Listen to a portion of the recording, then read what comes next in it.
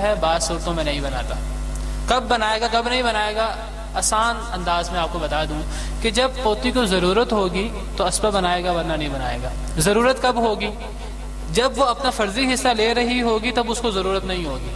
جب وہ اپنا فرضی حصہ نہیں لے رہی ہوگی، جب اس کے لیے حصہ نہیں بچ رہا ہوگا، تب اسے ضرورت ہے۔ تو جب ضرورت ہے تو اسبہ بنائے گا، ورنہ نہیں بنائے گا۔ یہ مثال بیٹی میں نہیں آ سکتی، یہ بات یاد رکھیں۔ یہ جو مثال آپ کو میں نے پوتی میں کہی ہے نا، بیٹی میں یہ مثال نہیں آ سکتی۔ اس لیے نہیں آ سکتی کہ کوئی ایسی صورت نہیں ہے کہ بیٹی کو حصہ نہ مل رہا ہو۔ بیٹی ہر صورت میں وارث بنتی ہے، لیکن پوتی بعض صورتوں میں وارث نہیں بنتی۔ جب پوتی وارث نہ بن رہی ہو تو نچلے درجے کا پوتا بھی اسے اسبہ بنا دے گا۔ یہ ہے کل تفصیل اسبہ بالغیر کی جو میں آپ کو بتانا چاہتا تھا۔ تو تیسری قسم میں صرف آپ کو اشارہ کر دوں تاکہ یہ موضوع مکمل ہو جائے، ہمارا موضوع مکمل ہو جائے گا، وہ ہے اسبہ مع الغیر۔ یہ ہم پہلے پڑھ چکے ہیں۔ اسبہ مع الغیر اور اسبہ بالغیر کا لفظی معنی ایک ہی ہے کہ دوسرے کے ساتھ اسبہ بننے والی عورت۔ اسبہ مع الغیر کا مطلب بھی یہی ہے۔ ان دونوں میں فرق کیا ہوگا؟ ان دونوں میں فرق یہ ہے کہ اسبہ بالغیر میں جو اسبہ بنانے والے ہیں وہ مرد ہیں سارے، وہ اپنے ساتھ اپنے برابر کی عورتوں کو اسبہ بناتے ہیں۔ اسبہ مع الغیر میں جو اسبہ بنانے والے ہیں وہ مرد نہیں ہیں، اسبہ بننے والی بھی عورتیں ہیں اور اسبہ بنانے والی بھی عورتیں ہیں۔ یہ اسبہ مع الغیر دو عورتیں ہیں، حقیقی بہن یہ بھی اسبہ مع الغیر بنتی ہے، اللاتی بہن بھی اسبہ مع الغیر بنتی ہے، لیکن کس کے ساتھ؟ میت کی بیٹی اور پوتی کے ساتھ، دونوں اسبہ بن جاتی ہیں۔ میت کی بیٹی کے ساتھ حقیقی بہن اسبہ بن جاتی ہے۔ کیا دلیل ہے اس کی؟ آپ کو ایک حدیث مبارکہ بیان کی تھی، اگر آپ کو یاد ہو، بیٹی اور پوتی کے بارے میں۔ اس میں یہ جو بہن کا مسئلہ تھا بار بار آتا تھا، میں آپ سے کہتا تھا کہ بہن کا مسئلہ چھوڑ دیجیے ابھی۔ یہ ہے وہ بہن کا مسئلہ۔ للبنت النصف، یہ مثال ہے کہ جب بیٹی موجود ہو اور پوتی موجود ہو اور بہن موجود ہو، تو اس میں صحیح بخاری کی حدیث ہے کہ نبی کریم صلی اللہ علیہ وسلم نے اس کا فیصلہ فرمایا کہ بیٹی کو ایک بیٹی ہو، ایک پوتی ہو اور ایک حقیقی بہن ہو تو بیٹی کا آدھا، وَإِنْ كَانَتْ وَاحِدَةً فَلَهَا النِّصْفُ، اس کے تحت پوتی کا چھٹا حصہ 2/3 مکمل کرنے کے لیے۔ یہی ہے کہ بیٹی کا آدھا اور پوتی کا چھٹا حصہ 2/3 مکمل کرنے کے لیے۔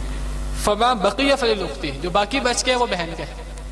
تو باقی بچنے والا حصہ تو اسبہ کا ہوتا ہے، گویا کہ اس مثال میں بہن اسبہ ہے۔ اب اس بہن کو اسبہ بنانے والا کون ہے؟ بہن کو تو اسبہ بناتا ہے، یہاں دیکھیے، یہ حقیقی بہن کو اسبہ بناتا ہے حقیقی بھائی۔ اگر حقیقی بھائی حقیقی بہن کو اسبہ بنائے، یہ ہے اسبہ بالغیر۔ لیکن اگر بیٹی حقیقی بہن کو اسبہ بنائے، اس کو کہتے ہیں اسبہ مع الغیر۔ یہ فرق ہے اسبہ بالغیر میں اسبہ مع الغیر میں۔ اسبہ بالغیر میں کیا ہوتا ہے کہ لڑکا لڑکی کو اسبہ بناتا ہے، اور پھر ان کی آپس میں تقسیم کیسے ہوتی ہے؟ لڑکا ڈبل لیتا ہے، لڑکی کارا لیتی ہے۔ لیکن اسبہ مع الغیر میں کیا ہوتا ہے کہ لڑکی ہی لڑکی کو اسبہ بناتی ہے، لیکن وہ دونوں مل کر اسبہ نہیں بنتے۔ اسبہ بالغیر میں دونوں مل کر اسبہ بنتے ہیں۔ اسبہ مع الغیر میں بیٹی اسبہ بن ہی نہیں رہی، بیٹی تو اپنا فرضی حصہ لے گی، لیکن بہن اسبہ بن جائے گی۔ اور اس میں یہ نہیں ہوگا کہ فلاں کا دگنا ہے فلاں کا اکارہ، یہاں یہ اصول لاگو نہیں ہوگا۔ تو یہ جو بہن کو اسبہ بنانے والی ہے صرف بیٹی نہیں ہے، میت کی مؤنث اولاد حقیقی بہن کو اسبہ بنا دیتی ہے، صرف حقیقی بہن کو نہیں، اللاتی بہن کو بھی۔ تو یہ ہے حقیقی بہن، یہ اسبہ بنتی ہے بیٹی کے ساتھ بھی پوتی کے ساتھ بھی، اور یہ ہے اللاتی بہن، یہ بھی اسی طرح اسبہ بنتی ہے میت کی بیٹی کے ساتھ اور میت کی پوتی کے ساتھ۔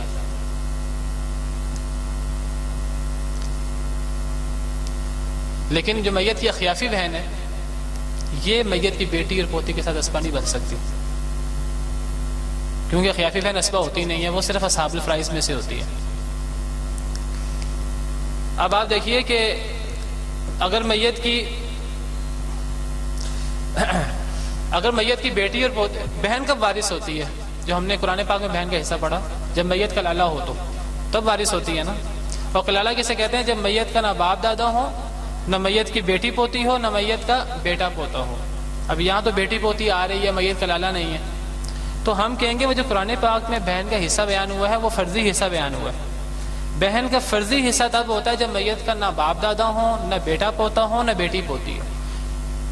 اگر باپ دادا آ جائیں بہن محروم ہو جاتی ہے، اگر بیٹا پوتا آ جائیں تب بھی بہن محروم ہو جاتی ہے. اگر بیٹی پوتی آ جائیں تب بہن محروم نہیں ہوتی, تب بہن اسبہ بن جاتی ہے, اسبہ مع الغیر. یہ تھوڑی سی وضاحت تھی جو میں کرنا چاہ رہا تھا. لیکن اخیافی بہن کے بارے میں آپ کو بتاؤں کہ اخیافی بہن بھی تب وارث ہوتے جب میت کا لالا ہو, تب وارث ہوتی ہے, تب فرضی حصہ لیتی ہے. لیکن جب میت کا باپ دادا آ جائے اخیافی بہن محروم, جب میت کا بیٹا پوتا آ جائے تو اخیافی بہن اور دیگر سب بہن بھائی بھی محروم. لیکن جب میت کی بیٹی پوتی آئیں تو اخیافی بہن بھائی تو محروم ہو جاتے ہیں, لیکن حقیقی اور اللاتی بہن بھائی یہ اسبہ بن جاتے ہیں. بس یہ فرق ہے اخیافی بہن بھائیوں میں اور حقیقی بہن بھائیوں میں. میت کی بیٹی اور پوتی کے ساتھ حقیقی بہن بھائی اسبہ بنتے ہیں, اللاتی بہن بھائی بھی اسبہ بنتے ہیں, حقیقی بھائی بھی اسبہ بنتا ہے بیٹی کے ساتھ, اللاتی بھائی بھی اسبہ بنتا ہے, حقیقی بہن بھی اسبہ بنتی ہے, اللاتی بہن بھی اسبہ بنتی ہے, چاہے اکیلی ہو حقیقی بہن اللاتی بہن بیٹی کے ساتھ اسبہ بن جائے گی, پوتی کے ساتھ بھی اسبہ بن جائے گی. لیکن اخیافی بہن بھائی یہ بیٹی پوتی کے ساتھ بھی محروم ہو جاتے ہیں. اور جہاں تک مسئلہ ہے باپ دادا کا اور بیٹا پوتے کا, ان کے ساتھ تو تینوں قسم کے بہن بھائی سب محروم ہوتے ہیں.